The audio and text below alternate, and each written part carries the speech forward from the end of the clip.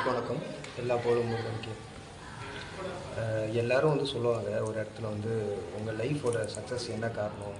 ஒரு கட்டத்துக்கு மேலே ஒரு மேடையிலையும் ஒரு மனுஷங்க பற்றி தான் சொல்லுவாங்க, இல்லை அவங்க குடும்பத்தில் இருக்கிறவங்க பற்றி தான் சொல்லுவாங்க. நான் சக்ஸஸ் ஆகலை என் வாழ்க்கையில்.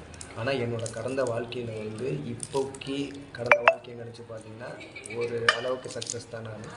இதுக்கு ஒரே ஒரு காரணம் யாருன்னு பார்த்தீங்கன்னா எங்கள் அப்பா முருகன் மட்டும்தான்.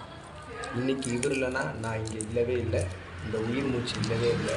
என்ன ஒரு ஆளாக உங்கள் மத்தியில் மக்களாகிய இன்றைக்கி வந்து எத்தனையோ பேருக்கு வந்து எனக்கு தெரிஞ்சிருக்கு. ஒரு கிட்டத்தட்ட ஒரு 2 லட்சம் 3 லட்சம் பேருக்கு எல்லாருக்குமே தெரிஞ்சிருக்கு. என்னைய தேடி வந்து பேசுகிறீங்க.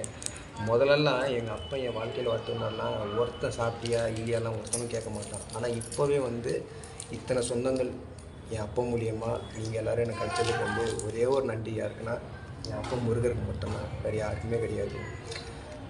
இன்னும் நிறைய வந்து என் அப்பா அருளால் வந்து நிறைய உங்கள் எல்லாருக்குமே வந்து எல்லாமே பண்ணணுன்னு ஆசைப்பட்றேன். எங்கள் அப்பா உத்தரவு கொடுத்தா கண்டிப்பாக உங்கள் எல்லாருக்குமே எல்லாமே பண்ணுவேன். எனக்கு ஒரே ஒரு ஆசை, எங்கள் லட்சியம் என்னென்னு பார்த்தீங்கன்னா காசு சம்பாதிக்கணும், பணக்காரன் ஆகணும், வீடு வாங்கணும், இதெல்லாம் ஒன்றுமே கிடையாது. எங்கள் அப்பனுக்கு ஒரு கோயில் நான் கண்டிப்பாக கட்டுவேன்.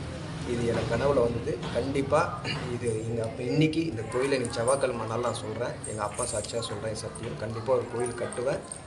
இதை விட என்னால் முடிஞ்சதை விட இதை விட பெரிய